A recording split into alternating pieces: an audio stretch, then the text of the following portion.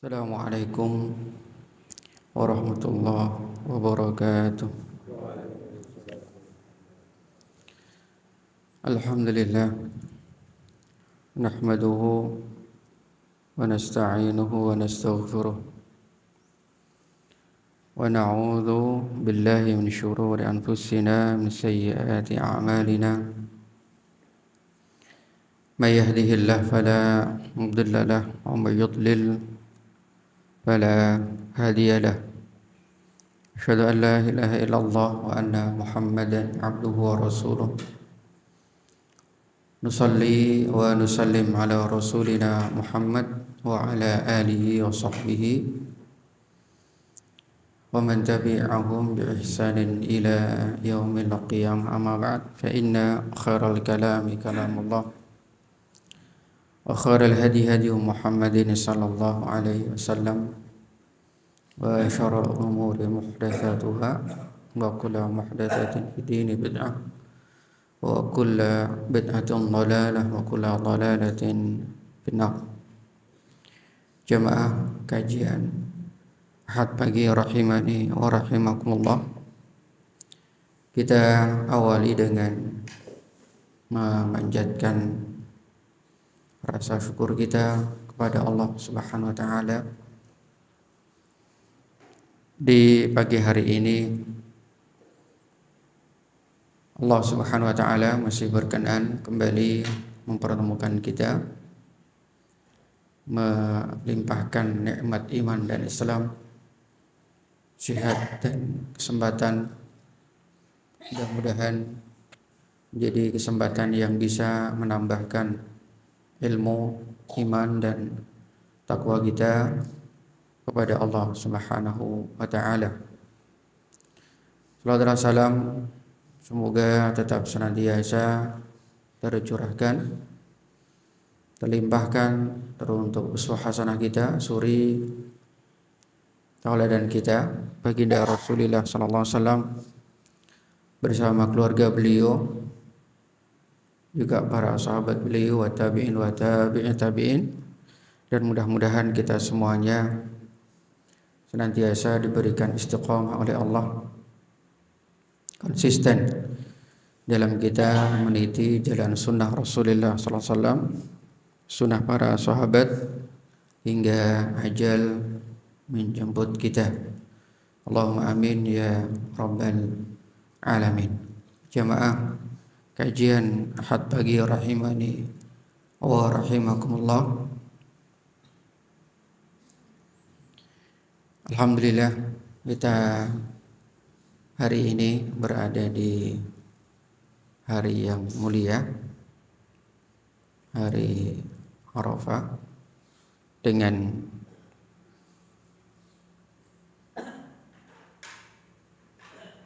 perbedaan para ulama yang ada. Ada sebagian yang mengatakan puasa menyesuaikan wukuf para haji di Arafah. Sebagian lain juga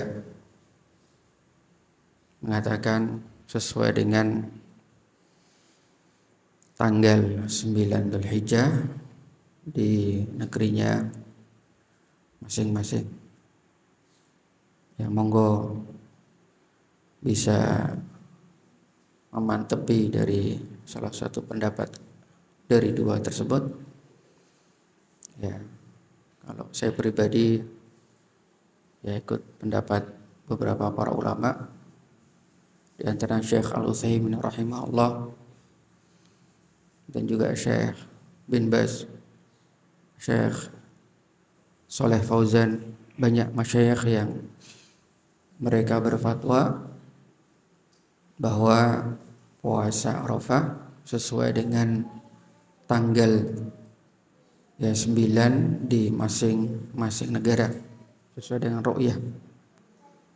ru'yatul hilal di setiap negara. Allah a'lam bishawab. Karena bisa jadi kalau kita yang duluan Kalau kita ikut wukuf, nanti kita bisa puasa Arafahnya di tanggal 10. Dan itu ya hari Id. Hari Id yang nggak boleh puasa. Kalau kita ikut wukuf, bisa jadi kemungkinan terjadi seperti itu. Kalau misalkan kita ru'yah hilalnya lebih duluan dibanding di Saudi Arabia. Allah alam bisawab. Tapi sekali lagi ini khilaf yang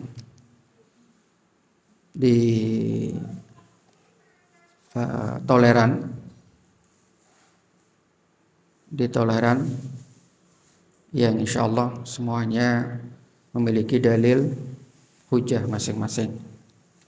Tidak perlu kemudian harus mengeluarkan kata-kata yang kasar, bahasa yang tidak sopan dengan pendapat yang mungkin dia tidak yakini kebenarannya.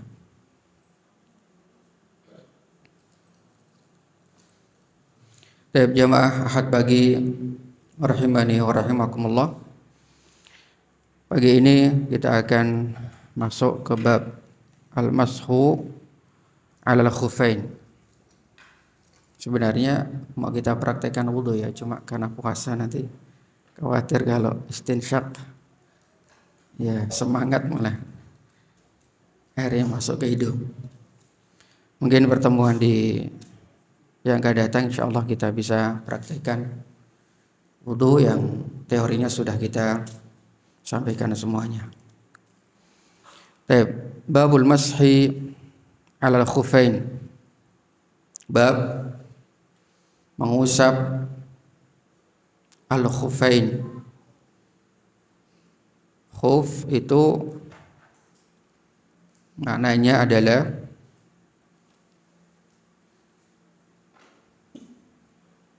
alas kaki yang menutupi kedua mata kaki.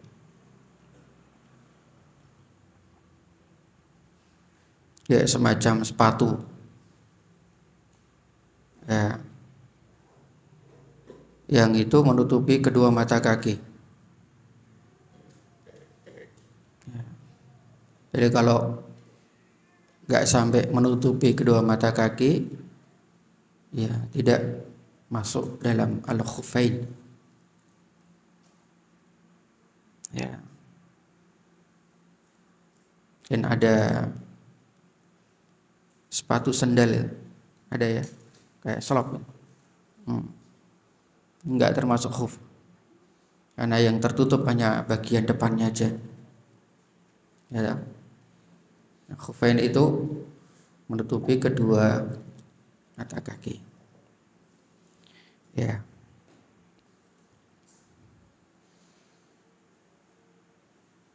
Jadi ini bab tentang mengusap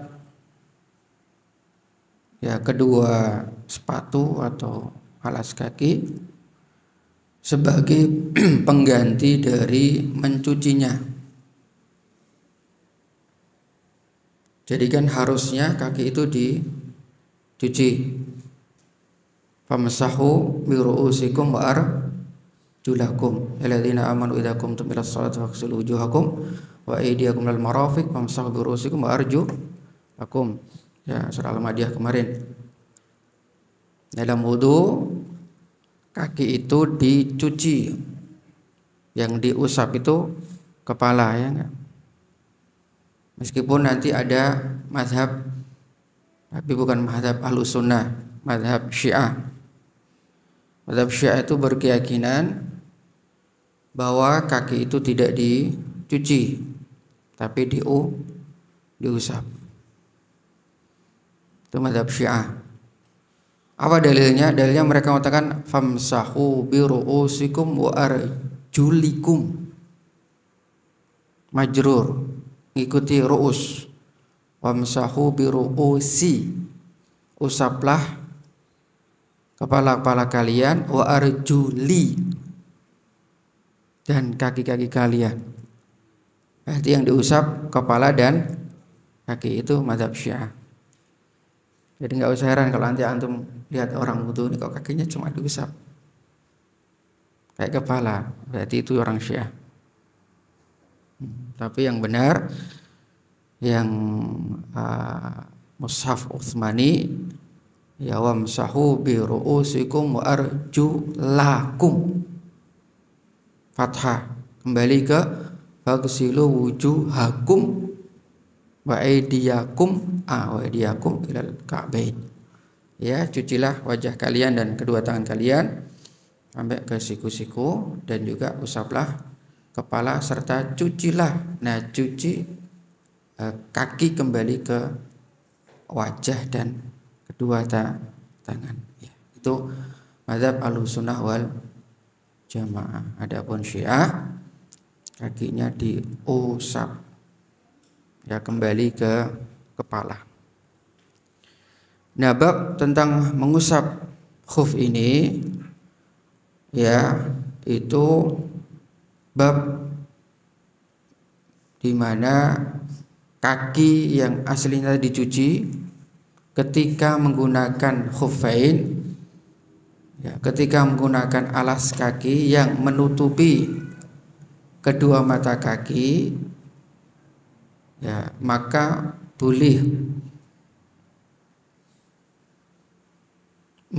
boleh diusap saja tanpa harus mencucinya, ya, tanpa harus kemudian mencopotnya kemudian mencucinya. Jadi nanti diusap di, ya, alas kakinya itu. Nanti ada hadisnya, bagian mana yang harus diusap? Semua kah? Atas bawah kah? Depan belakang? Atau cukup sebagian saja? Ya, nanti ada hadisnya. Ini secara garis besar pengertian mengusap khuf itu seperti itu. Paham ya? Ya, ini kalau konteks dulu memang ini sebuah rukhsah, keringanan. Kalau orang dulu kan safar itu kan bisa berhari-hari, dan mereka pakai khuf, pakai, ya, kalau kita mungkin kayak sepatu bot itu sampai nutupi mata kaki, tapi enggak panjang-panjang, enggak tinggi-tinggi lah, dari kulit. Safar bisa berhari-hari pakai onta, pakai kuda, keledai, sehingga kalau harus lepas pakai lepas, ya itu, ya, agak berat gitu. Ya, setiap kali harus lepas, wudu, cuci, nanti pakai lagi. Maka, ya, ini salah satu bentuk rukhsah, keringanan yang Islam berikan pada orang-orang yang musafir, sehingga nanti nggak perlu dicopot, cukup diusap bagi musafir. Nanti ada waktunya, berapa hari bagi musafir dan berapa hari untuk mukim. Ya, kalau mukim mungkin kayaknya agak jarang-jarang ya. Tapi bagi yang mungkin kantoran bisa. Tapi resikonya juga nanti harus pulang, ya tetap diusap. Kalau kantoran mungkin bukan pakai sepatu, ya, pakai kaos kaki, ya. Atau mungkin pas acara apa gitu, kok kayaknya agak berat, harus, ya, pasang copot, pakai copot, apalagi mungkin apa itu cuacanya dingin, ya, boleh dalam konteks-konteks tertentu, ya, pakai kaos kaki dingin, nggak pengen lepas, sudahlah, nanti diusap aja pas wudu, ya. Nanti ada batas waktunya juga, nah, untuk mukim berapa hari, ya, untuk safar berapa hari. Maka ini rukhsah. Rasulullah SAW mengatakan kepada kita, innallaha yuhibbu an tu'ta rukhasahu. Sesungguhnya Allah Subhanahu wa taala mencintai agar rukhsahnya itu dikerjakan. Ya, Hadis Ibnu Hibban. Jadi kalau rukhsah ya bagusnya dikerjakan. Rukhsah itu apa sih? Keringanan, sesuatu yang hukumnya berat. Ya itulah Islam. Ya, inna dina yusrun yuridullahu bikumul yusra wa la yuridu bikumul usra. Allah itu menginginkan dari agama Islam itu kemudahan. Inna din yusrun, agama ini mudah sebenarnya. Ya, Islam itu disyariatkan bukan untuk mempersulit kita. Enggak. Ya. Ini Allah jadikan Islam untuk supaya kita mudah dalam kita beraktivitas. Kalau ada orang yang berat, itu bukan Islamnya. Ya. Ya karena memang sisi hidayahnya belum. Tapi secara garis besar Islam itu agama yang paling mudah betul dibandingkan agama yang lain. Agama yang lain itu ya kita enggak mencela ya memang demikian. Ada yang agama harus bayar, ya toh? Ada agama yang harus mengorbankan nyawa. Ada yang matinya harus dibakar dan lain sebagainya lah ya. Pokoknya sesuatu yang sangat memberatkan. Maka Islam Allah turunkan agar kita hidup mudah, nggak sulit, nggak berat. Kalau hal-hal yang sebenarnya kita mampu kok kita nggak mampu, itu bukan Islam. Ya, sebenarnya Anda sampaikan pernah kayaknya. Mayuridillahu apa itu? Siapa yang Allah kendaki ayyashrah sadrahu lil Islam. Wa mayurid ayyudillahu yaj'al sadrahu dayyikan harajan ka'annama yas'adu fis sama. Ya, barang siapa Allah ingin kendaki hidayahnya, maka Allah akan lapangkan dadanya. Jadi nikmat Islam. Ya. Terasa begitu ya adem, nyaman. Itu kalau sudah Allah bukakan. Ya. Tetapi ketika Allah belum bukakan hatinya, yaj'al sadra dayyikan haraja. Allah jadikan hatinya itu sempit. Ya, ka'annama yas'adu fis sama, seperti seolah-olah dia naik ke langit. Dulu para sahabat enggak tahu ini gimana naik ke langit. Memang ada apa di langit? Ternyata ketika kita naik ke atas, apa yang terjadi? Kalau kita ke atas itu apa yang terjadi? Semakin ke atas semakin apa? Sesak. Karena oksigennya ya tidak ada. Maka orang yang Allah belum bukakan hatinya, seperti dia naik ke atas, sumpek, sesak. Perintah-perintah yang sederhana saja terasa berat. Ya, makanya anak berkali-kali nyampaikan di beberapa pengisian itu, coba sholat 5 waktu itu sebenarnya butuh berapa waktu? Ya tak? Sholat 5 waktu kalau kita hitung-hitung cuma sekali sholat 15 menit. 15 menit kali 5 berapa? 1,5 jam ya. Ya. Sekitar kurang lebih itu kan? 1,5 jam kita dikasih Allah dalam satu hari satu malam berapa? 24 jam coba. Cuma diminta 1,5 jam memenuhi panggilan Allah. Kita dikasih 24 jam. Kira-kira banyak yang hatinya longgar untuk hadir atau terasa berat? Iya. Realnya banyak masjid yang kosong. Jadi terasa sumpek, terasa berat. Padahal itu perintah yang Masya Allah cukup ringan. Orang bayar, waktunya juga hanya 1,5 jam. Nggak butuh tenaga yang super, orang angkat-angkat, orang lari-lari. Justru ketika habis sholat nanti terasa segar, ya enggak? Ya, itulah. Karena memang hidayah belum menyapa dalam hatinya. Maka mengusap kedua khuf ini termasuk rukhsah, ya, sesuatu yang awalnya berat, maka Allah ringankan, diberikan keringanan, nah gitu kan. Dan Allah mencintai hamba-hambanya yang melakukan mengambil rukhsah tersebut. Ini saking kasih sayang Allah kepada kita, ya enggak? Bahkan dalam hadis disebutkan Allah itu mencintai hamba-hambanya melebihi cintanya seorang ibu kepada anak-anaknya. Masya Allah. Ya, enggak dipungkiri betapa besarnya kasih sayang seorang ibu pada anaknya itu. Ya tahu, anak yang balilo saja ibu masih mengakui anaknya, ya enggak? Belum tentu anaknya bisa mengakui ibunya. Kalau ibu itu pasti masih elek-elek itu tetap anak boleh, ya tahu. Sewangkal-wangkalnya tetap, ya itulah.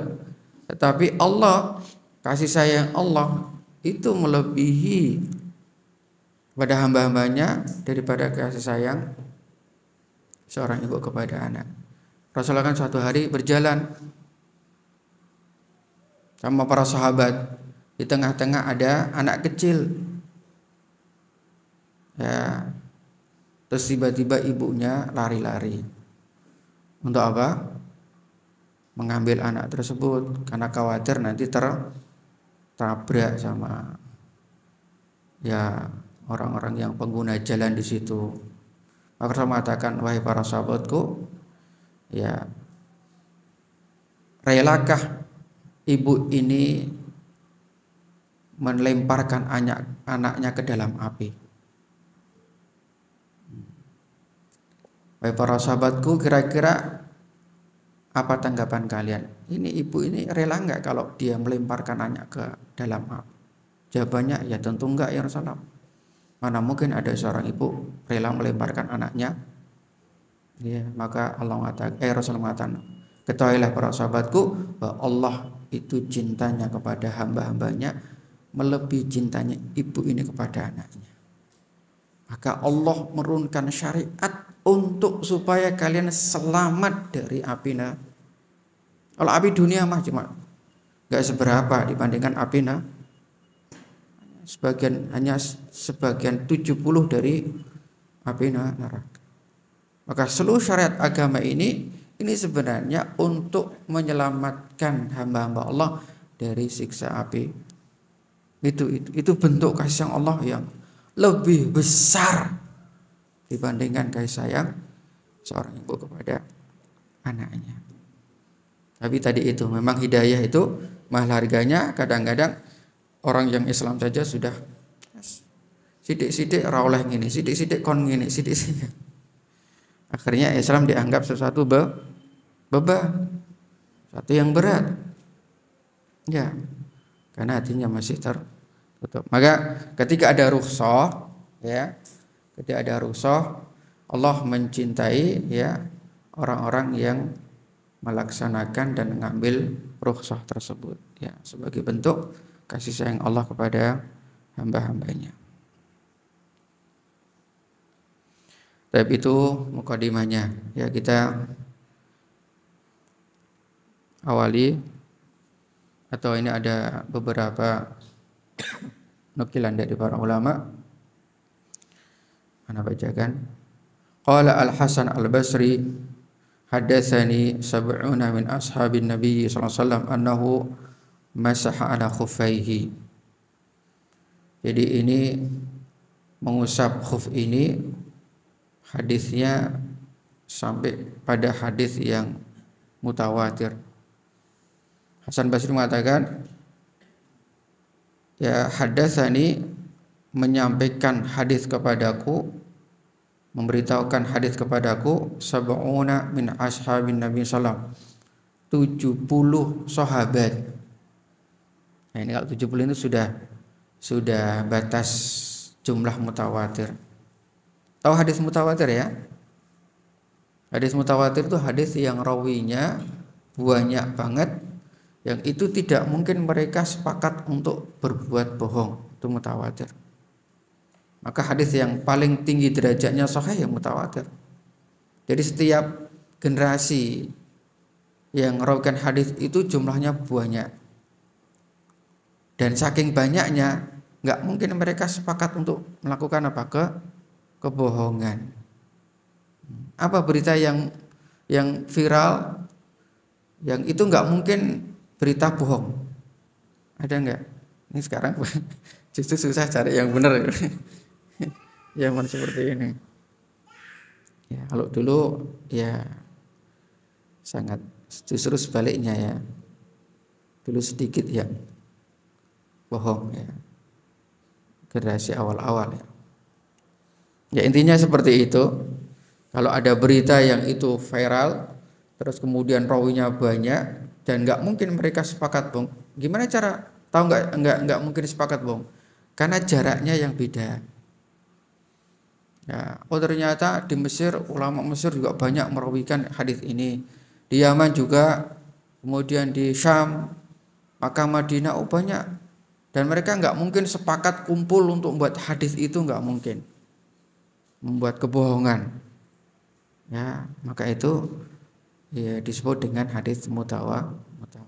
Hasan Basri menyebutkan 70 sahabat yang meriwayatkan hadis tentang apa? Mengusap kedua khuf. Ya. Ibnu Mubarak mengatakan laisa bainas sahabah khilafun fi jawazil masyi, tidak ada khilaf dari kalangan sahabat, artinya ijma ya, sepakat bolehnya ya. Insyaallah nanti nggak usah banyak-banyak, artinya nggak usah dalam-dalam karena ini juga mungkin jarang ya kita istilahnya amalkan ya. Ya mungkin sebagian momen tertentu saja. Oke, kita mulai hadis pertama. Bismillah.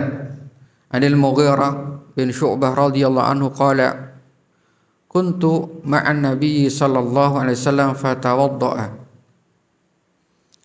fa ahwaitu li anza'a khufaihi fa qala da'huma fa inni adkhaltuhuma tahiratain famasaha alaihima muttafaqun alaih. Wal arba'a anhu ila Nasa'i anna Nabi sallallahu alaihi wasallam masa'a 'alal khuf wa asfalah wa fi isnadihi dha'fun. Dari sahabat Mughirah bin Syu'bah, semoga Allah meridai beliau berkata, dulu aku pernah bersama Rasulullah sallallahu alaihi wasallam, fatawadda, kemudian Rasulullah SAW berwudu. Fa'ahwaitu, kemudian saya menundukkan tubuh saya untuk melepaskan khufnya Rasulullah SAW. Artinya apa? Membantu melepaskan khuf beliau. Ketika beliau wudu, ya supaya beliau mencuci kedua kakinya. Apa yang dikatakan Rasulullah? Beliau mengatakan da'huma, wahai Mughirah, biarkan keduanya, enggak usah dilepas. Fa inni adkhaltuhuma tahiratain, karena sesungguhnya pas saya memakainya dalam keadaan suci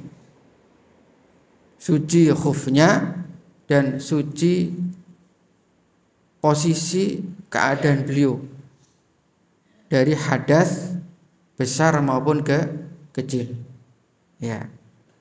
Kemudian beliau wa masaha alaihima, kemudian beliau tidak mencuci kedua kakinya, lantas beliau cukup mengusap khuf kedua beliau. Sudah. Hadis dari Bukhari Muslim. Dalam riwayat yang lain, ila Nasa'i, Nabi sallallahu masa'a 'alal khuf.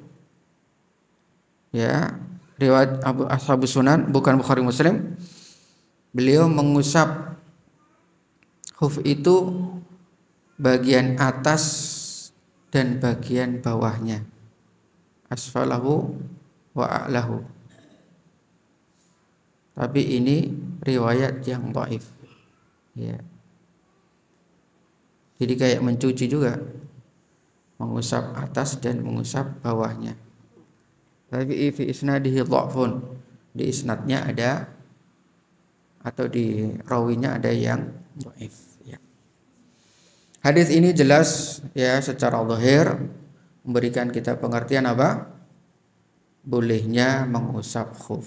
Sudah Bukhari Muslim. Rasulullah sendiri beliau mengusap kedua khuf beliau tanpa melepaskan dan tanpa mencucinya. Ulama menjelaskan bagaimana sifat mengusap.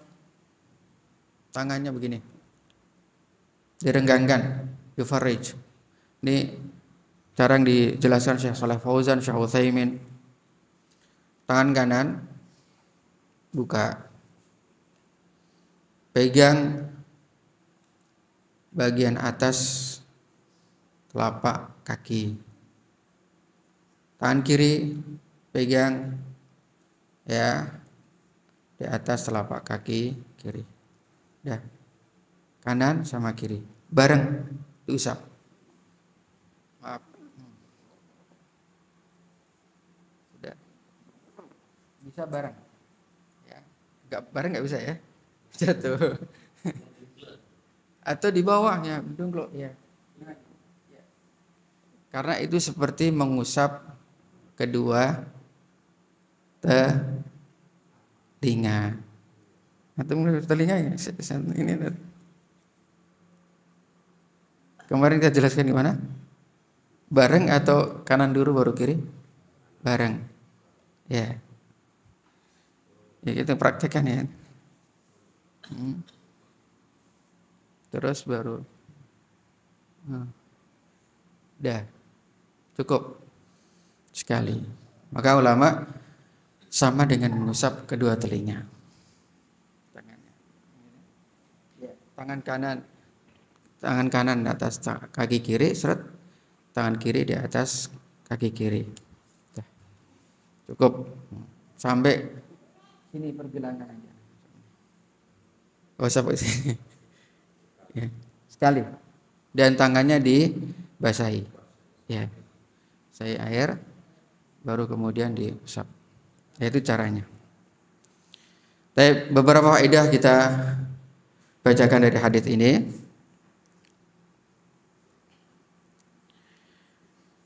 Yang pertama, ini adalah dalil tentang bolehnya al-mashu al-khufain kata beliau. Insyaallah sudah tadi kita jelaskan. Yang kedua, asyaratu kamalu taharah, syarat mengusap khuf harus suci. Jadi posisi pas makainya, maaf ya. Jadi ketika antum mau ingin niat mengusap, maka pas make harus posisi suci. Antum misalkan wudu, suci dari hadas besar atau kecil, ya seperti normalnya kakinya dicuci, gitu. Nah ketika sudah suci baru antum pakai kaos kakinya atau sepatu khuf tadi. Ya, nanti ada keterangan hadis berikutnya. 1 hari 1 malam itu mulainya kapan? Apakah mulainya ketika antum pakai atau ketika nanti antum pas awal mengusap pertama kali? Paham enggak? Contoh misalkan nanti mungkin pertemuan berikutnya, hadis berikutnya. Antum pakai misalkan habis maghrib atau habis subuh lah ya. Habis subuh wudu biasa. Antum niat ingin mengusap khuf, antum ingin safar atau enggak safar ada kegiatan apa? Enggak pingin buka sepatu. Pakai wudu seperti biasa, cuma dicuci. Baru setelah itu antum pakai sepatunya. Kalau mukim waktunya kan sehari semalam. Nah itu diawali ketika antum pakai. Ketika antum pakai misalkan habis subuh jam 6, berarti nanti jam 6 berikutnya sudah habis batas waktunya. Itu udah batal. harus dilepas. Atau ketika mulainya mengusap di awalnya. Kalau mengusap di awalnya berarti sholat apa? Kalau makainya habis subuh, sholat zuhur. Ketika sholat zuhur antum wudu, karena antum sudah niat tadi mau mengusap khuf, ya sudah. Pas sholat zuhur wudunya antum nggak lepas. Apakah dari situ mulainya? Berarti kalau dari situ nanti selesainya sampai sholat zuhur. Nanti ada khilaf ulama. Nanti insya Allah kita sampai. Itu belum masuk di hadis ini. Nanti ada waktunya. Intinya posisi kita ketika memasukkan atau pakai khuf itu harus dalam kondisi suci. Nggak boleh ketika antum belum wudu, belum suci terus pakai, habis subuh batal, ya belum pakai misalkan, belum pakai terus pengen niat, ya nanti nggak usah dilepas sajalah. Ada kegiatan terus antum belum suci terus pakai, duhur antum mengusap, nggak sah, nggak boleh, karena posisi kita dalam kondisi berhadas, ya itu. Dan nanti juga pembatalnya itu hadas kecil saja. Hadas besar yang membatalkan hadas besar saja. Hadas kecil tidak membatalkan. Nanti kalau hadas besar maka ya batal. Misalkan tadi habis subuh, habis wudu, suci, pakai khuf, terus delalah begini ya batal gitu, mimpi, maka ya harus copot dan harus mandi besar. Nggak boleh mandi terus karena junub membatalkan khuf, ya. Yang tidak membatalkan itu ketika hadasnya kecil, itu tidak membatalkan. Nah, nanti ada. Intinya syaratnya keduanya harus suci, ya. Nah, ini juga disebutkan Imam Nawawi, inna lubsal khuffaini idza labisa muhditsan lam yujzi'u al-mashu ijma'an. Ya, kata beliau, ijma' ulama sepakat bahwa syarat ketika menggunakan khuf harus dalam kondisi suci dari hadas besar maupun kecil.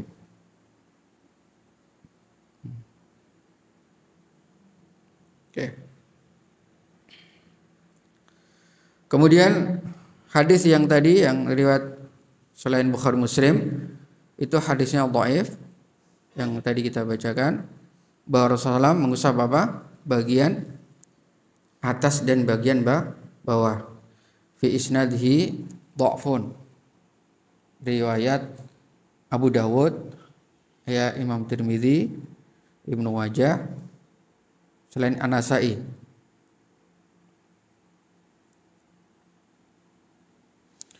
Qala Ibnu Abi Hatim fil Ilal an abihi an Abi Zar'ah haditsul Walid laisa bimahfuz. Qala Tirmidzi hadza haditsun ma'lul. Kata Imam Tirmidzi hadisnya ma'lul, ada ilahnya, penyakitnya, dan itu termasuk jelas hadis yang dhaif. Nanti ada penjelasan ya kenapa hanya bagian atasnya saja. Ya, kalau logika ya harusnya bagian mana? Bawah lah, yang sering langsung kena tanah, kotoran. Harusnya logikanya yang bawah harus diusap. Tapi ternyata enggak, justru bagian. Nanti ada hadis dan penjelasan ulama apa hikmah dari itu semuanya. Ada satu lagi. Ada ini faedah tambahan aja kata beliau. Oh ya, ini tadi saya jelaskan dari awal, ayyakuna khuf satiran li mahall al-'adwil mafrud. Syarat khufnya harus menutupi apa? Anggota tubuh yang wajib dibasahi. Kaki yang wajib dibasahi sampai mana? Mata kaki. Maka khufnya harus menutupi mata kaki. Itu syaratnya. Kalau enggak, berarti enggak boleh diusap. Harus dilepas. Ada sedikit khilaf ulama dalam masalah itu. Bagaimana kalau ada bolongnya? Sah enggak? Ya, cukup diusap atau harus dilepas sebagai syarat khufnya. Ada khilaf. Saya bacakan singkat. Mazhab Abu Hanifah, kalau bolongnya itu sebesar 3 jari. Wah, Masya Allah. Salah satu asabi lam yajuz. Berarti ini khufnya nggak boleh diusap.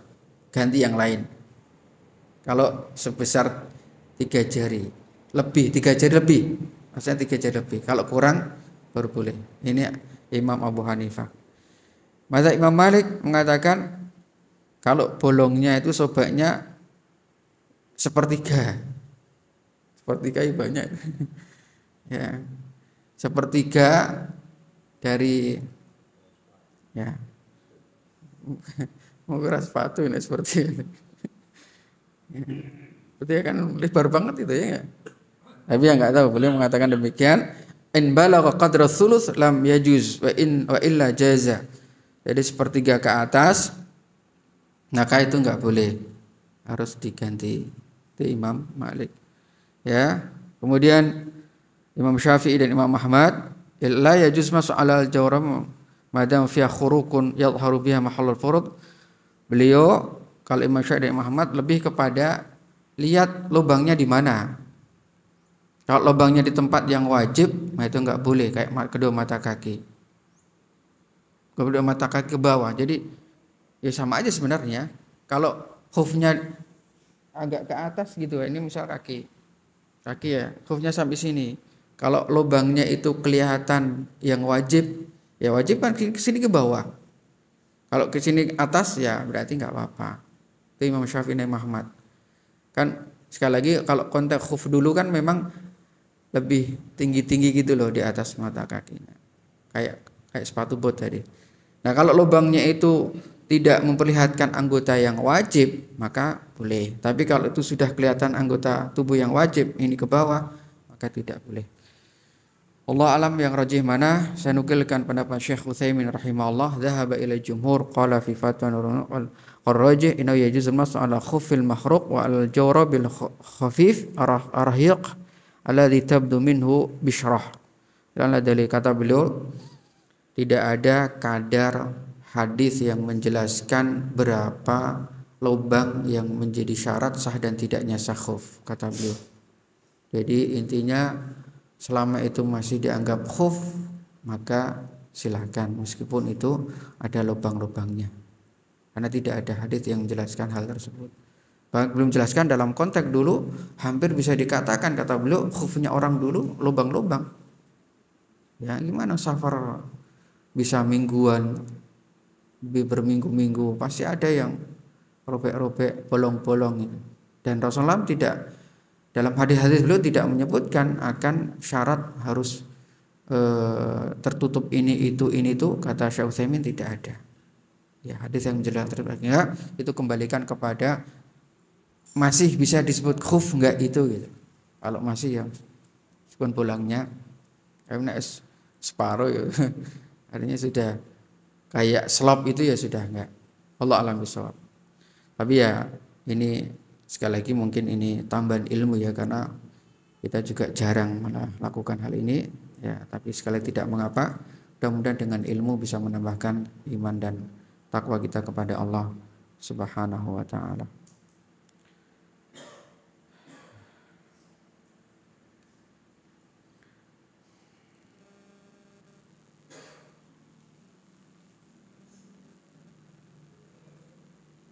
Ya, barangkali ini yang bisa Anda sampaikan di pagi hari ini.